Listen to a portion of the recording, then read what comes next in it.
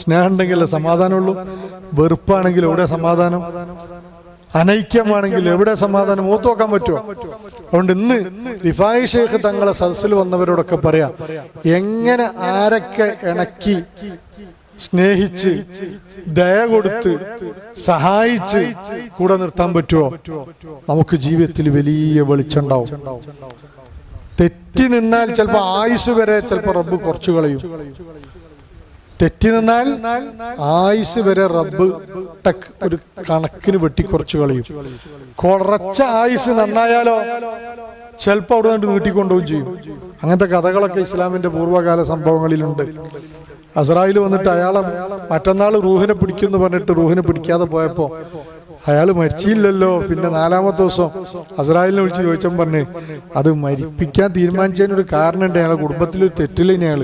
അയാൾ തലേന്ന് നന്നായി അതോടൊരു അയാൾക്ക് നീട്ടിക്കൊണ്ട് കൊടുത്തു. വെറുതെ പറയല്ല, ദാവൂദ് നബിന്റെ ചരിത്രത്തിലുള്ള അങ്ങനെ ഒരു സംഭവം. മിണ്ടിപ്പോയതോടുകൂടെ ആയുസ് അങ്ങോട്ട് മാറ്റിക്കൊടുത്തു. ഇനി ആ തെറ്റി നിൽക്കുന്ന രൂപത്തിൽ മരിച്ചാലോ സ്വർഗം പോലും കാണുകയില്ല.